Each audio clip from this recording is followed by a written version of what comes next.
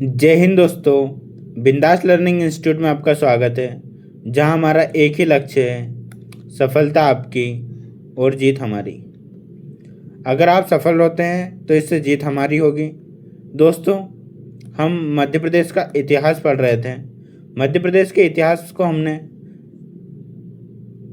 Start किया था। उसमें हम मध्य प्रदेश का प्रागैतिहासिक काल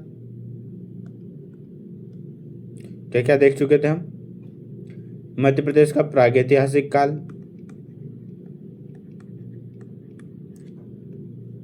पौराणिक काल, ताम्रपाषाण काल, महापाषाण काल,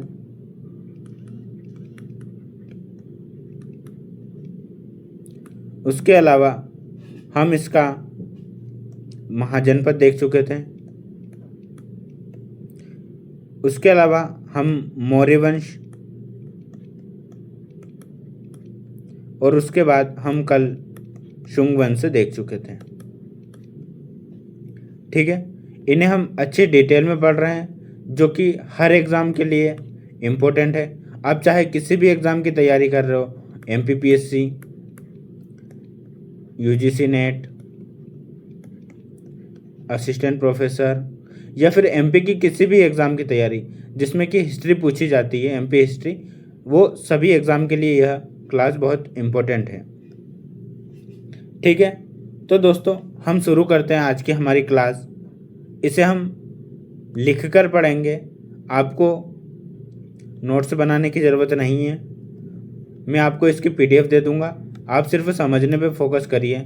आप PDF आपको मिल जाएगी। उसके लिए आप हमारा टेलीग्राम ग्रुप से प्राप्त कर सकते हैं, या फिर हमारा जो ऐप है उस पर आपको ये PDF मिल जाएगी, जिसकी लिंक मैं आपको डिस्क्रिप्शन में दे दूंगा। तो दोस्तों, हमने जैसे पिछली कक्षा में हमने मध्य प्रदेश में शुंग वंश का पढ़ा था, शुंग वंश को पढ़ा था। जैसा कि आप सभी को पता है कि इतिहास कभी एक जगह नहीं रुकता, वो हमेशा चलता ही रहता है। तो देखो, पहले मौर्य वंश आया, अब मौर्य वंश स्थिर नहीं रहा। मौर्य वंश के बाद शुंग वंश आया। शुंग वंश भी, अब देखो मौर्य चेंज हो रहा है तो शुंग वंश में भी परिवर्तन होगा। ठीक है, तो ऐसे ही जैसे जब तक जो शक्तिशाली राजा है, जब तक वो वंश रहेगा, और जब कमज़ोर शासक आ जाएंगे तो वो वंश परिवर्तित हो जाएगा।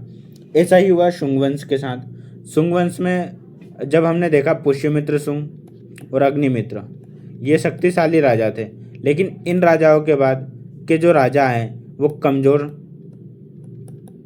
शासक आए। ठीक है, तो कमज़ोर शासक आए, कमज़ोर शासक के बाद में आने से क्या हुआ, राज्य की नींव कमज़ोर हुई, उसका शासन क्षेत्र कम हुआ, जनता में आक्रोश फैला, और जो शक्तिशाली राजा थे उन्होंने कमज़ोर जो राजाओं की स्थिति को देखकर फ़ायदा उठाया और उन पर आक्रमण करना चालू कर दिया। ठीक है, तो ऐसे ही शुंग वंश के बाद में एक वंश आया। कौन सा वंश? कण्व वंश। ठीक है, कौन सा? कण्व वंश। देखो, कण्व वंश का जो है मध्य प्रदेश में तो ज़्यादा इम्पोर्टेंट नहीं है। मध्य प्रदेश में इसके साक्ष्य भी बहुत ही कम मिलते हैं। ठीक है, फिर भी हम देख लेंगे कि मध्य प्रदेश में कण्व वंश का क्या योगदान है। ठीक है, तो आज हम देखेंगे कण्व वंश, और कण्व वंश के बाद आया सातवाहन वंश। ठीक है, सातवाहन वंश बहुत अत्यधिक भूमिका निभाता है मध्य प्रदेश के इतिहास में, तो इसे भी हम डिटेल में पढ़ेंगे। तो पहले हम देख लेते हैं कण्व वंश। कौन सा वंश देखेंगे हम? कण्व वंश। मैं आपको एक स्टोरी के माध्यम से आज के एग्जाम्पल लेते हुए समझाता हूँ क्या हुआ था। ठीक है, पहले तो हम देख लेते हैं कि इस क्लास में हम देखेंगे क्या। पहले हम देखेंगे कण्व वंश की स्थापना कैसे हुई। ठीक है, उसके बाद में हम देखेंगे शुंग वंश का अंत क्यों हुआ और कैसे हुआ। ठीक है, अंत या पतन कैसे हुआ। उसके बाद में मध्य प्रदेश से कण्व वंश का क्या संबंध है। ठीक है, उसके बाद में कण्व वंश के शासकों के नाम और कण्व वंश के जो साक्षी मध्य प्रदेश से मिले हैं वो देखेंगे। ठीक है दोस्तों, अगर आप भी एमपीपीएससी की तैयारी कर रहे हैं और अपने स्कोर को बूस्ट करना चाहते हैं तो हमारी जो है एमपीपीएससी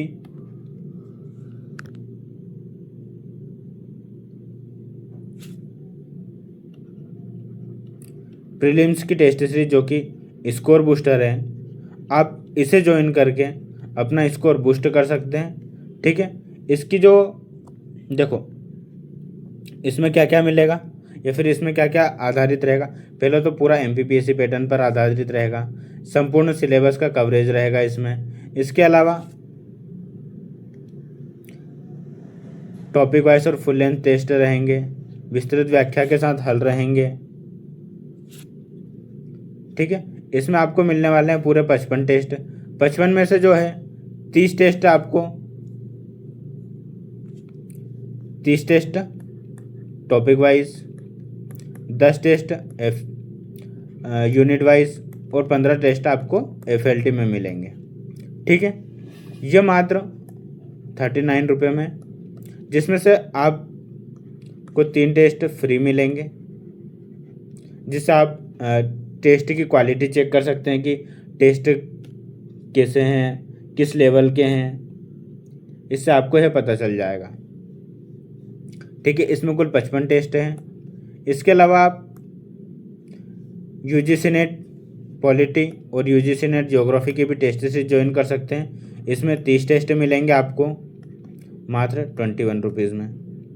ठीक है, यह भी 1 अगस्त से चालू हो रहा है। इसमें भी आपको 3 टेस्ट फ्री मिलेंगे, जिससे आप क्वालिटी चेक कर सकते हैं। सेम यही है, 30 टेस्ट मात्र 21 रुपये में। ये सभी जो टेस्ट सीरीज है 1 अगस्त से चालू हो रही है।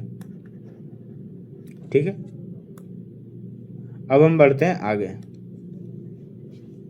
हम कण्व वंश देख रहे थे, यहाँ देख लेते हैं। कलर चेंज कर लेते हैं हम पहले। ठीक है,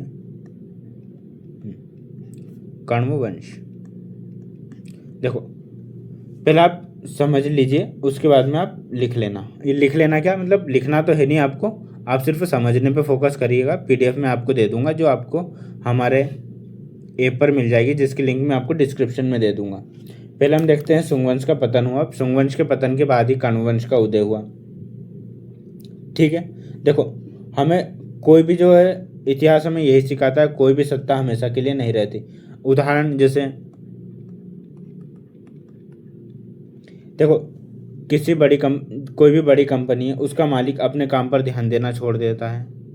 जब तक ध्यान देता है जब तक तो वो कंपनी अच्छी चलती है, लेकिन अगर कंपनी का मालिक उस पर ध्यान देना छोड़ देता है तो, या फिर उसके जो कर्मचारी है, किसी भी कंपनी का पतन कैसे होता है, या तो मालिक ध्यान देना छोड़ दे और कर्मचारी क्या भ्रष्टाचारी हो जाए। ठीक है, और कंपनी का अनुशासन समाप्त हो जाए।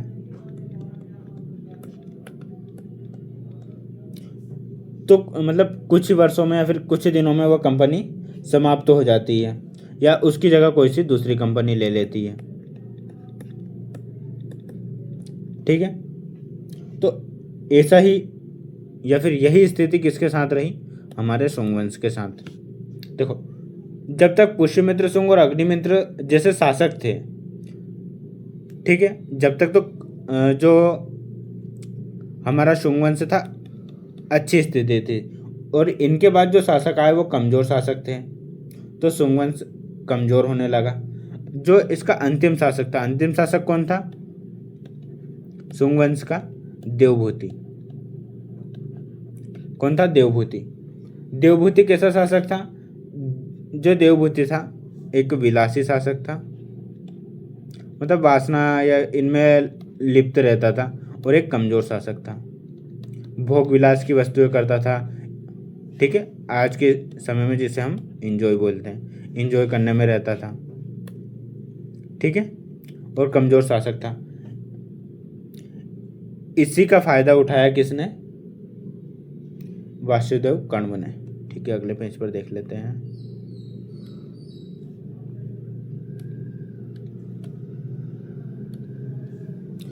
देखो अंतिम शासक कौन था? देवभूति था। देवभूति कमजोर शासक था, इसका फायदा उठाया किसने? वासुदेव कण्व ने। ठीक है। और कब?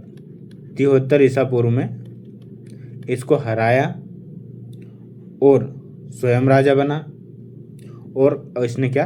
कण्व वंश की स्थापना कर दी। ठीक है।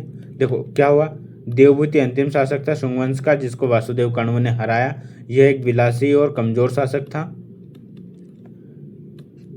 कब हराया? 73 ईसा पूर्व में, और 73 ईसा पूर्व में ही कण्व वंश की स्थापना कर दी। यह स्वयं राजा बना। ठीक है।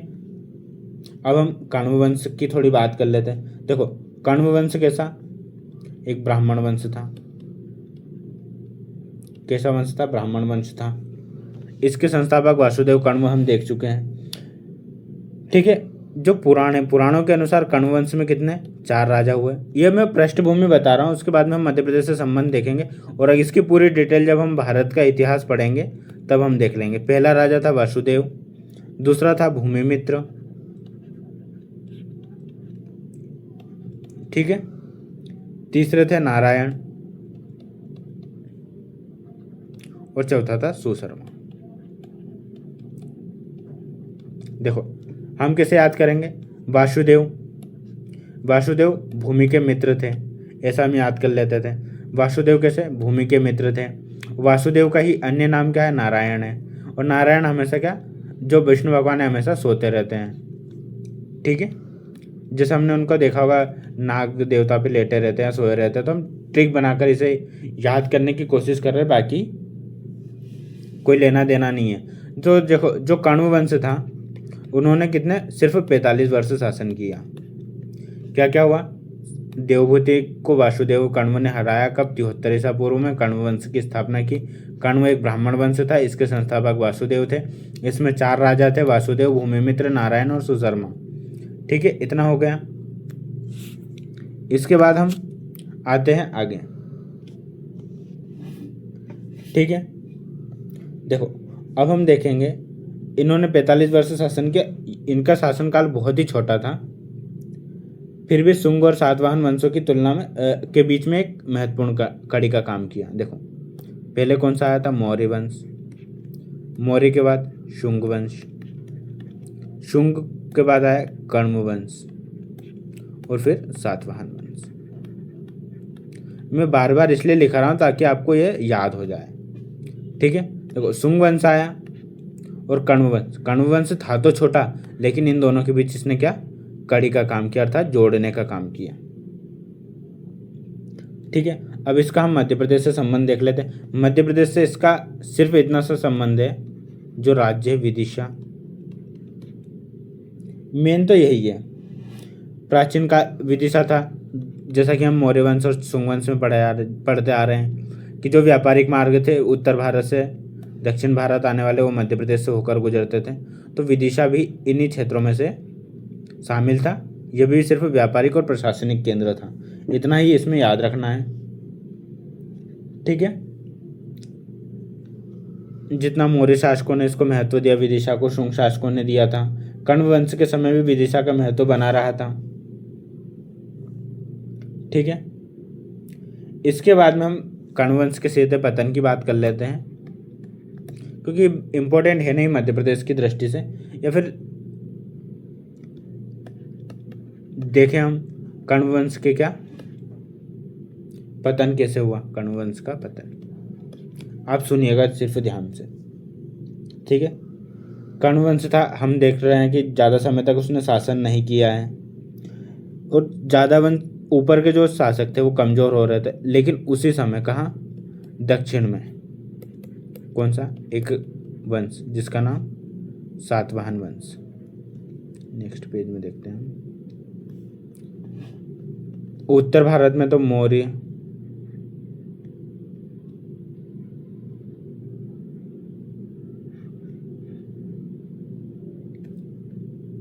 थोड़ा सा गलत हो गया है।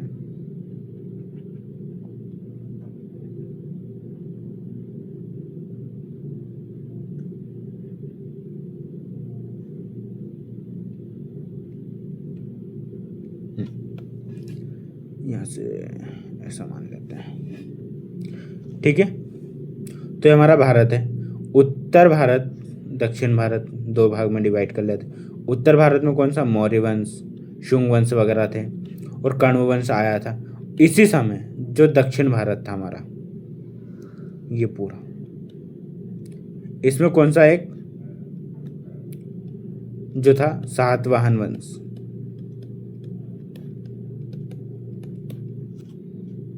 ठीक है, तेजी से उभर रहा था। सातवाहन वंश की शक्ति तेजी से बढ़ रही थी, ठीक है। देखो पुराणों क्या कहते हैं कि जो सातवाहन वंश के संस्थापक सिमुख ने कण्व वंश का जो अंतिम शासक था, कौन था, अभी हमने याद करा था, सुशर्मा है, उसको पराजित किया और इससे कण्व वंश का अंत हो गया। इसके बाद जो है सातवाहन वंश मध्य भारत की ओर बढ़े, क्योंकि उन्हें पता था कि उत्तर भारत से दक्षिण भारत आने वाले व्यापारिक मार्ग या सारी चीज़ें कहाँ, मध्य प्रदेश से होकर गुजरती है, फिर मध्य भारत में इम्पोर्टेंट है, उनके लिए मध्य भारत इम्पोर्टेंट हो जाता है। और यहीं से शुरू होता है मध्य प्रदेश का एक नया इतिहास, मध्य प्रदेश के इतिहास का एक नया अध्याय, ठीक है। तो अब हम देखेंगे अगले वीडियो में, मतलब इसी के आगे देखेंगे हम, क्या देखेंगे,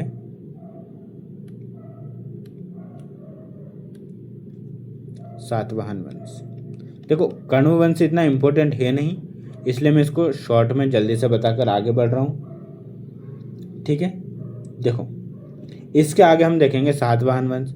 सातवाहन वंश में हम क्या क्या देखेंगे, पहले आप देख लीजिए। इसमें हम देखेंगे सातवाहन वंश की उत्पत्ति कैसे हुई, पहला तो ये होता है। दूसरा, मध्य प्रदेश में इनका प्रवेश कैसे हुआ, चूंकि ये जैसे दक्षिण भारत के क्षेत्र में रहते थे, लेकिन मध्य भारत में जाने की इनको आवश्यकता क्यों पड़ी, मध्य प्रदेश में ये क्यों गए, ठीक है। इनके सभी शासक देखेंगे मध्य प्रदेश, इनके सभी शासक देखेंगे, ठीक है। और इनसे प्राप्त जो अभिलेख, सिक्के वगैरह हैं, ये सारी चीज़ें देखेंगे। और देखेंगे हम इनका व्यापार, प्रशासन वगैरह। मेन में हम देखेंगे कि एग्ज़ाम में कैसे क्वेश्चन पूछे जाते हैं, उन्हीं टॉपिक को हम ज़्यादा से ज़्यादा इसमें कवर करेंगे, जो कि हर एग्ज़ाम में पूछे जाते हैं, ठीक है।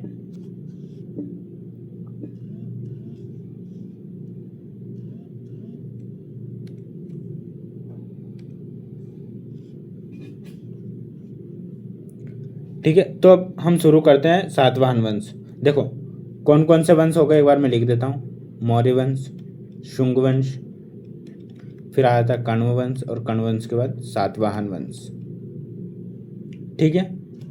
के बाद ये जो तीन वंश थे, मौर्य वंश, शुंग वंश और कण्व वंश, इन तीनों के बाद उत्तर भारत की शक्ति कमज़ोर होने लगी थी। इसी समय दक्कन में पृष्ठभूमि देख लेते हैं। देखो मौर्य, शुंग और कण्व वंश के बाद उत्तर भारत की जो शक्ति कमज़ोर हो गई थी, इसी समय दक्कन क्षेत्र में सातवाहन वंश का उदय हुआ। पुराणों में इन्हें क्या, सातवाहन वंश को ही एक आंध्र सातवाहन वंश भी कहा जाता है, ठीक है। अधिकांश इतिहासकार मानते हैं कि इनका प्रारंभ दक्कन में हुआ, लेकिन धीरे धीरे इनका राज्य कहाँ, महाराष्ट्र, तेलंगाना और आंध्र प्रदेश, और फिर बाद में कहाँ, मध्य प्रदेश में भी फैल गया। जैसे कोई भी कंपनी रहती है, उदाहरण हम देखते हैं, कोई भी कंपनी रहती है, जब वो स्टार्ट होती है तो एक जगह से स्टार्ट होती है, ठीक है। जैसे आप कोई कंपनी खोलते हैं, आपने इंदौर में एक कंपनी खोली, फिर इसकी धीरे धीरे फ्रेंचाइजी इधर उधर खोलोगे, तो ये अलग अलग क्षेत्रों में वो फैलती रहेगी, जैसे विस्तार होता है, जैसा हमने सांची का पढ़ा था, ठीक। यही स्थिति किसके साथ रही, सातवाहन के साथ रही है। पहले ये दक्कन में शक्ति स्थापित की, फिर इन्होंने क्या, जब वहाँ की सारी शक्ति स्थापित हो गई पूरे क्षेत्र पे, तो फिर उन्होंने कहा अब क्या किया जाए, तो फिर वो बढ़े मध्य भारत की ओर, ठीक है। किधर बढ़े, मध्य भारत की ओर विस्तार किया उन्होंने, ठीक है। ये हो गई इसकी पृष्ठभूमि। अब हम देखते हैं सातवाहन वंश का संस्थापक से स्टार्ट करेंगे। तो जो सातवाहन वंश का संस्थापक है, सातवाहन वंश का संस्थापक कौन है, सिमुख है। देखो स से सातवाहन और स से ही सिमुख, तो इससे हमें यह याद रह जाएगा कि सातवाहन का संस्थापक कौन है, सिमुख है। सिमुख ने जो कण्व वंश का जो अंतिम शासक था कौन, सुशर्मा को पराजित किया और अपने हाथ में सत्ता ले ली। सिमुक ने पहले छोटे छोटे राज्य थे आसपास के, जैसे ये दक्षिण भारत है, जैसे ये दक्षिण भारत है, तो सिमुक ने क्या किया, जैसे ये छोटे छोटे जो राज्य थे उनको पहले अपने में मिलाया या फिर उनको संगठित किया और उनकी जो सीमा थी उनको सुरक्षित किया और प्रशासन को अपने मजबूत किया। ठीक है, क्या क्या काम किए इन्होंने, आसपास के राज्य को मिलाया, राज्य मिलाया, और दूसरा इन्होंने काम किया था इनकी सीमा को सुरक्षित करा। सीमा को सुरक्षित करा क्यों किया, ताकि कोई राजा मतलब दूसरे या शत्रु देश के राजा उन पे हमला ना कर सके, और अपने प्रशासन को इन्होंने क्या, मजबूत किया। ठीक है, फिर जो है सिमुक, सिमुक के बाद में आता है कृष्ण या कान्ह। ठीक है, ठीक है, इसके बाद में जो कान्ह के शासन का उल्लेख नासिक अभिलेख में मिलता है। एक अभिलेख है नासिक अभिलेख। नासिक अभिलेख में जो है कान्हा या कृष्ण शासक का भी उल्लेख मिलता है। ठीक है, और यह सातवाहन इतिहास का प्रारंभिक स्रोत माना जाता है। कौन सा, नासिक अभिलेख ही सातवाहन वंश का स्रोत माना जाता है। जो सातवाहन वंश है पूरा अभिलेखों पर आधारित है, यह याद रखिएगा, यह बहुत इंपॉर्टेंट है, यहीं से क्वेश्चन पूछे जाते हैं। एमपीपीएससी हो या फिर अन्य किसी एग्जाम हो, लेकिन एमपीपीएससी में तो ऐसे ही क्वेश्चन पूछे जाते हैं। ठीक है, कि जो सातवाहन वंश है उनका साक्षी कहाँ से मिले या फिर वो किस आधार पर बने हुए हैं। तो सातवाहन वंश पूरा किस पे लिखा हुआ है, अभिलेखों पर लिखा हुआ है। ठीक है, इनके बाद में आया सातवाहन वंश का सबसे महानतम शासक कौन,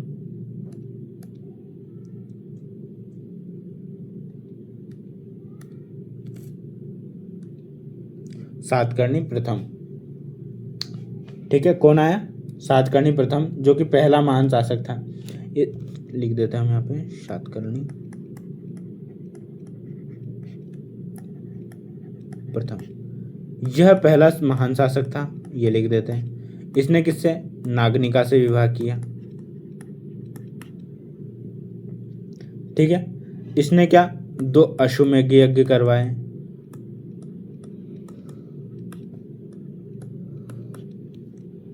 ठीक है, और एक राजसूय यज्ञ करवाया। ये जो यज्ञ क्यों करवाए जाते थे, पहले अपनी जीत की खुशी में किए जाते थे, या फिर ऐसा बताया जाता था कि इस राजा से ज़्यादा कोई शक्तिशाली नहीं है। जैसा हमने राजा राम का देखा था, रामायण में देखा था कि उन्होंने भी यज्ञ करवाया था, फिर एक घोड़ा छोड़ा था कि जहाँ जहाँ तक घोड़ा जाएगा वो इनके अधीन राज्य रहेंगे। जिस राजा ने इनका घोड़ा रोका, या तो उन्हें इससे युद्ध करना पड़ेगा, मतलब जो यज्ञ करवाते थे, जैसे फिर राजा राम का घोड़ा किसने, लवकुश ने रोका था। ठीक है, तो ऐसे ही यज्ञ करवाए जाते थे। तो इन्होंने 2 अश्वमेध यज्ञ, एक राजसूय यज्ञ करवाया, इसलिए इन्हें सातकर्णी प्रथम को महान शासक कहा जाता है। ठीक है, और इनकी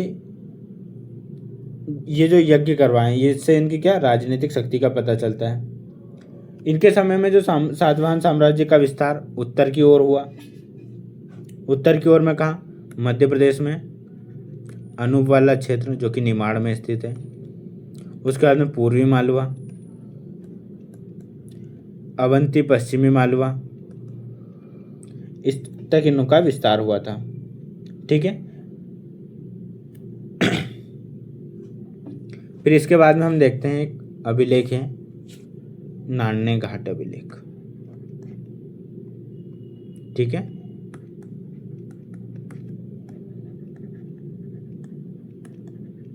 कौन सा अभिलेख है, नाने घाट का अभिलेख।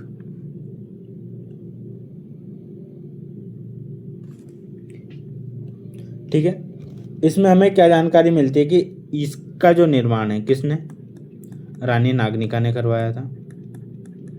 और रानी नागनिका को पहली महिला शासिका कहा जाता है। जिस प्रकार रजिया सुल्तान को पहली मुस्लिम महिला शासिका कहा जाता है, वैसे ही जो रानी नगनिका पहली शासिका थी, महिला शासिका थी। ठीक है, उन्होंने इसे नाणेघाट या नानाघाट अभिलेख को बनवाया था। इसमें हमें सातकर्णी प्रथम की उपलब्धियों का पता चलता है, उनके यज्ञों को और उसकी प्रशासन की जानकारी मिलती है। ठीक है, अब देखो इससे ही क्वेश्चन क्या पूछा जा सकता है, नानाघाट अभिलेख किससे संबंधित है? तो किससे संबंधित है यह? एक तो नागनिका से, क्योंकि नागनिका ने बनवाया था, और इस किसके बारे में जानकारी है? सातकर्णी प्रथम के बारे में जानकारी है इसमें। तो इसमें क्या, सातकर्णी प्रथम के बारे में जानकारी है, तो इन दोनों का पता चलता है इस अभिलेख से। ठीक है, जो सातवाहन वंश का अगला शासक हुआ, कौन हुआ? राजा हाल हुए। कौन हुए? राजा हाल हुए। देखो सातवाहन के प्रसिद्ध शासकों में हाल का नाम भी एक प्रमुख शासकों में आता है। इन्हें क्या, जो हाल है यह भी एक क्या प्रमुख शासक थे।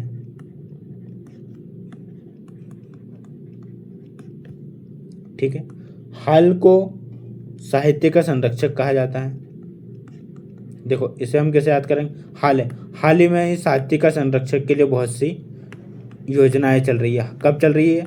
हाल ही में चालू हुई है। हाल ही मतलब अभी अभी चालू हुई है, तो ऐसा याद रख सकते हैं। देखो हाल के नाम पे एक ग्रंथ है, कौन सा? गाथा सप्तशती। आप मुझे कमेंट में बताइएगा कि गाथा सप्तशती जो ग्रंथ है उसकी रचना किसने की थी। ठीक है, यह एक कैसे प्राकृतिक भाषा में है और यह एक साहित्यिक ग्रंथ है। ठीक है, इतना हमें इसके बारे में याद रख लेना है।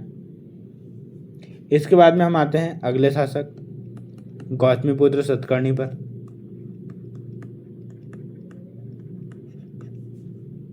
ठीक है, यह जो था यह सबसे महान शासक था। सिर्फ हमें इसमें इतना ही याद रखना है, सबसे महान शासक कौन था? तो गौतमीपुत्र सतकर्णी था। इसने जो सातवाहन साम्राज्य का विस्तार था वो कहीं पे था? चरम पर था, विस्तार चरम पर। ठीक है, इसने नहपान को हराया था, जो कि पश्चिमी क्षत्रप शासक था। इसके बाद में इसने मालवा और नर्मदा घाटी सहित मध्य प्रदेश के बहुत सारे क्षेत्रों पर सातवाहन शासक का प्रभाव स्थापित किया था। ठीक है, अब इसके बाद में हम एक अभिलेख देखते हैं, नासिक प्रशस्ति। कौन सा? नासिक प्रशस्ति। ठीक है, देखो नासिक प्रशस्ति है जो गौतमी बलश्री, किसकी माता? जो गौतमी बलश्री है,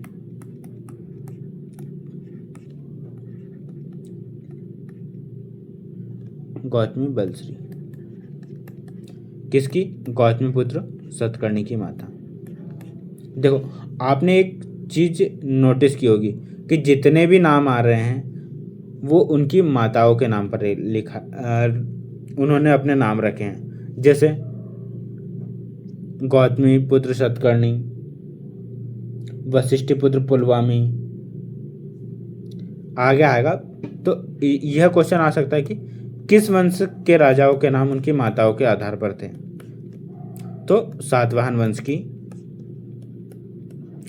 वंश में देखो नाम माताओं के आधार पर थे, लेकिन शासन पिता पक्ष की ओर से ही होता था। मतलब क्योंकि महिलाएं शासक नहीं बन रही है, शासक पुरुष ही बन रहे, मतलब पितृ शासक था। नाम मातृत्व था लेकिन शासक पितृत्व था। ठीक है, तो इसमें हम इतना याद रख लेते हैं। इसमें इस अभिलेख से हमें क्या क्या जानकारी मिलती है?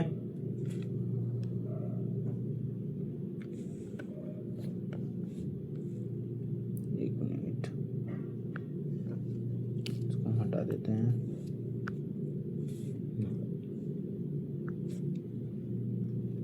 ठीक है, इससे हमें जानकारी मिलती है कि इन्होंने शक, यवन,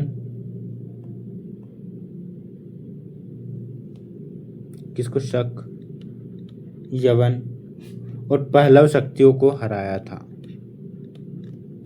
मतलब पहलव शक्तियों का मतलब है इनके शासक को हराया था। ठीक है। उनके बाद में आया वशिष्ठ पुत्र पुलवामी, या फिर विशिष्ट पुत्र बोल सकते हैं, वशिष्ठी पुत्र पुलवामी। ठीक है, पुलवामी। ठीक है, इनका भी ज़्यादा इम्पोर्टेंट है नहीं। इन्होंने व्यापार को बढ़ावा दिया। किसको बढ़ावा दिया? राजा, व्यापार को बढ़ावा दिया, समुद्री व्यापार का विस्तार किया। ये इम्पोर्टेंट हो सकता है, समुद्री व्यापार का विस्तार। ये भारत के दृष्टि से इम्पोर्टेंट है, मध्य प्रदेश में नहीं है। उसके बाद में यज्ञश्री सतकर्णी, इसमें सिर्फ राजाओं के नाम याद रखना, यज्ञश्री सतकर्णी आदि। ठीक है, देखो अब एक चीज़ हम और देख लेते हैं कि मध्य प्रदेश में सातवाहनों के क्या क्या प्रमाण मिले हैं। इसमें सांची में सातवाहन कालीन अभिलेख मिला है, सांची में अभिलेख जो कि सातवाहन काल के हैं। और त्रिपुरी से साक्ष्य मिले हैं, कुछ ही साक्ष्य मिले हैं, ज़्यादा नहीं मिले हैं। विदिशा से साक्ष्य मिले हैं, इनके सिक्के मिले हैं। ठीक है,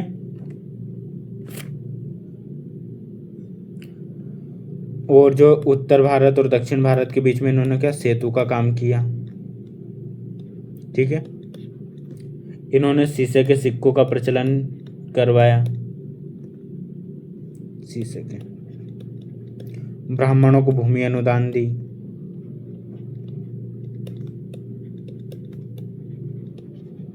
मतलब ब्राह्मण को भूमि देने लगे। ठीक है, और जो अजंता और एलोरा गुफा है,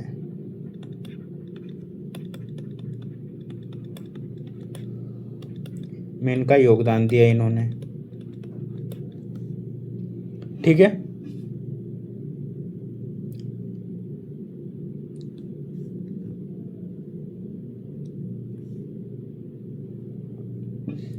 देखो अब हम इसको शॉर्ट में पढ़ लेते हैं एक बार। क्या क्या देखा था हमने?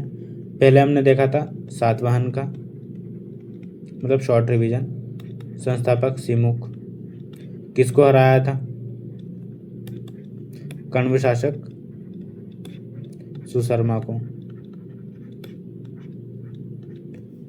ठीक है, प्रथम महान शासक सातकर्णी प्रथम महान। उसके बाद में सबसे महान शासक गौतमीपुत्र, और इसमें हमने रानी नग्निका को भी देखा था, गौतमीपुत्र और रानी नग्निका। ठीक है, उसके बाद में जो अभिलेख है कौन कौन से? नाणेघाट अभिलेख देखा हमने, नासिक प्रशस्ति। मध्य प्रदेश के कौन कौन से क्षेत्र है इसके अंतर्गत? अनूप क्षेत्र आता है, मतलब निमाड़ क्षेत्र, पूर्वी मालवा वाला, अवंती, पश्चिम मालवा, ये इसके प्रमुख नगर थे। ठीक है, सांची अभिलेख, बाकी और भी सारी चीज़ें थी। ठीक है, इसके बाद भी हम एक बार इसे पीडीएफ से रीड आउट कर लेते हैं। जो चीज़ें बच गई वो पीडीएफ में कवर हो जाएगी, मैं आपको पीडीएफ दे दूंगा। सातवाहन, देखो इसमें हाइलाइटर यूज कर लेते हैं।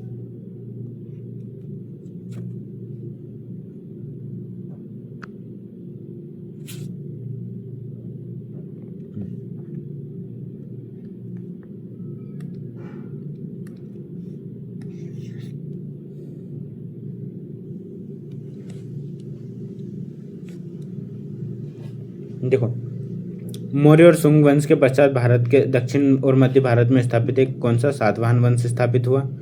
इसे आंध्र सातवाहन वंश भी कहा जाता है, हम देख चुके थे। ये ब्राह्मण वंश था, ये भी हम देख चुके थे। प्रथम शताब्दी ईसा पूर्व से तृतीय शताब्दी ईसा पूर्व मतलब 30 ईसा पूर्व से 225 ईस्वी तक का माना जाता है यह। मध्य प्रदेश का दक्षिण और पूर्वी भाग विशेषकर नर्मदा घाटी, मालवा और त्रिपुरी क्षेत्र इसके प्रभाव क्षेत्र थे। शासक हमने देखे थे, पहला शासक सिमुक था जो कण्व वंश के बाद स्वतंत्र स्थापना की थी। सातकर्णी प्रथम साम्राज्य विस्तार किया था, अश्वमेध यज्ञ और राजसूय यज्ञ करवाया था। गौतमीपुत्र सतकर्णी सबसे प्रतापी शासक या महानतम शासक, इन्होंने शकों को पराजित किया। यज्ञश्री सतकर्णी जो कि अंतिम प्रतापी शासक था। समुद्री व्यापार पर सिक्कों और जहाज़ों के चित्र देखने को मिलते हैं। ठीक है, डिटेल हम देख चुके थे। संस्थापक कौन? सिमुक थे। राजधानी, इनकी जो राजधानी थी कौन सी थी? महाराष्ट्र में प्रतिष्ठान पहली राजधानी थी प्रारंभिक, किंतु साम्राज्य की सीमाएं उत्तर मालवा, नर्मदा घाटी और मध्य प्रदेश के त्रिपुरी कलचुरी तक फैली हुई थी। प्रमुख राजा हमने देख चुके थे, सातकर्णी प्रथम जिन्होंने दक्षिणापथपति की उपाधि धारण की थी। काय की उपाधि? दक्षिणापथपति की उपाधि धारण की थी। गौतमीपुत्र सतकर्णी की बात करें तो ये सबसे प्रतापी राजा थे। इन्होंने त्रिसमुद्र तोहपीतवाहन, त्रिसमुद्र तोहपीतवाहन जिसके घोड़े ने तीनों समुद्रों का पानी पिया हो, मतलब जैसे त्रिस हो जाएगा तीन समुद्र, तोह पीवान तीन समुद्र का पानी पिया हो जिसके घोड़े ने, और राजराज जैसी उपाधि धारण की। हाल जो थे कला और साहित्य के प्रेमी थे, गाथा सप्तशती ग्रंथ की रचना की। शत्रु इन्होंने किन किन को हराया था? साम्राज्य की सुरक्षा और विदेशी की आक्रांताओं और क्षेत्रीय इनको भी संघर्ष का सामना करना पड़ा इन लोगों से। इसमें जो शासक थे मुख्यतः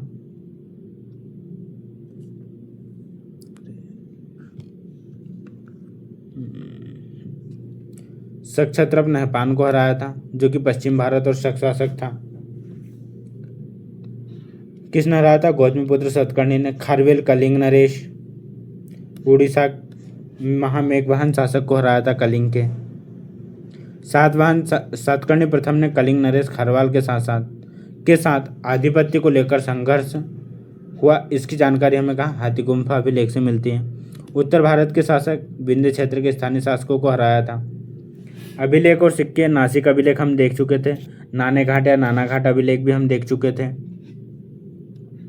सातवाहन साम्राज्यों की विजय और उनकी नीतियों के बारे में जानकारी देते हैं। सातवाहन के सिक्के ये इंपॉर्टेंट है, त्रिपुरी, एरन सागर और उज्जैन से मिले हैं। त्रिपुरी, जबलपुर और एरन सागर और उज्जैन से इनके सिक्के मिले हैं जो कि प्रत्येक भाग के उनके प्रत्यक्ष नियंत्रण या प्रभाव में था, जिससे हमें ये जानकारी मिलती है। जहाज के चित्र वाले सिक्के जो यज्ञश्री सतकर्णी था लास्ट राजा, अंतिम महान शासक, उसके नौकायन और समुद्री व्यापार की उन्नति को दर्शाता है, जिसके सिक्के मिले हैं। सिक्कों पर जहाज का चित्र है। यज्ञश्री सतकर्णी के जो सिक्के हैं उस पर जहाज का चित्र है जो कि नौकायन और समुद्री व्यापार की उन्नति बताता है। ये क्षेत्र है त्रिपुरी वाला, एरन सागर, मुद्राएं मिली है, सातवाहन सिक्किम, रथभांड, नर्मदा में उत्तरी सीमा, पश्चिमी मालवा क्षेत्र, उज्जैन और विंध्य क्षेत्र। ठीक है, इसके बाद में इनकी राजनीतिक स्थिति, केंद्रीय और सामंती व्यवस्था, मात्र सत्तात्मक प्रभाव था। आहार, जिला प्रशासन और कौल्मिक सैन्य प्रमुख अधिकारी को बोलते थे। ये जब हम भारत का इतिहास पढ़ेंगे जब इन्हें अच्छे से देख लेंगे। मध्य प्रदेश के इतिहास से ऐसे क्वेश्चन नहीं पूछे जाते हैं। मध्य प्रदेश के इतिहास में सिर्फ अब हम देख लेते हैं मध्य प्रदेश का विशेष तथ्य। शीशे के सिक्कों का प्रचलन इन्होंने चालू करवाया था सबसे पहले। भूमि दान देने की प्रथा का आरंभ करवाया था। ब्राह्मणों और बौद्ध भिक्षुओं को कर मुक्त दान देने की प्रथा और मात्र नाम की परंपरा, राजाओं द्वारा अपनी माता के नाम अपने नाम के आगे जोड़ना, जैसे गौतमीपुत्र, इस बार जो राजवंश है इसकी एक अनूठी विशेषता थी। ठीक है, तो दोस्तों आज हमने देखा, क्या क्या देखा?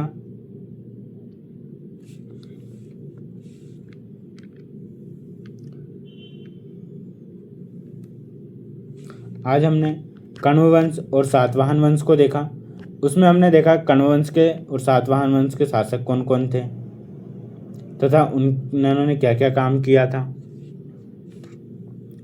ठीक है। उसके बाद में हमने देखा था कि इनका प्रमुख शासक कौन कौन थे। ठीक है। और भी बहुत सारी चीज़ें इनके बारे में देखी हम। जैसा कि मैंने आपको बताया था, मध्य प्रदेश का इतिहास जो कि सभी एग्ज़ाम के लिए इम्पोर्टेंट है, वो पढ़ रहे थे। और आप भी अगर MPPSC की तैयारी कर रहे हैं तो 55 टेस्ट आपको मिलेंगे मात्र 39 रुपये में। उसके अलावा UGC नेट 30 टेस्ट मात्र 21 रुपये में, पॉलिटी और ज्योग्राफी के। यह 1 अगस्त से चालू होने वाले हैं। कब से? 1 अगस्त से।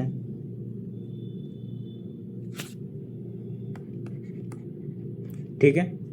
तो साथियों, आज हमने कौन कौन से कण्व वंश और सातवाहन वंश को देखा, उनकी उत्पत्ति देखी, उनके प्रमुख शासक, मध्य प्रदेश में उनका विस्तार, अभिलेख देखे, उनके सिक्के देखे, व्यापार और कला का हमने अध्ययन किया या फिर उनको पढ़ा अच्छे से। तो जो सातवाहन वंश है, कण्व वंश तो इतना इम्पोर्टेंट नहीं है, लेकिन जो सातवाहन वंश है वो सबसे इम्पोर्टेंट है, क्योंकि इसी से एक अलग शक्ति का विस्तार हुआ था। मौर्य के बाद में शक्तिशाली शासक आए थे इसमें, जैसे गौतमीपुत्र शतकर्णी प्रथम आदि चीज़ें। और इनसे जो क्वेश्चन पूछे जाते हैं, क्वेश्चन में क्या किन किन से अधिकतर क्वेश्चन पूछेंगे, जैसे गौतमीपुत्र शतकर्णी हो गया, शतकर्णी प्रथम हो गया, नाणेघाट अभिलेख हो गया, नासिक प्रशस्ति से अधिक क्वेश्चन पूछे जाते हैं। ठीक है। तो आज की क्लास हम यहीं समाप्त करते हैं। अब हम मिलेंगे अगली क्लास में। अगली क्लास में हम इससे आगे का टॉपिक पढ़ेंगे। आगे के टॉपिक में हम मध्य प्रदेश के कुछ और वंश हैं, जैसे औलिकर वंश। ठीक है। उसके बाद में नागवंश,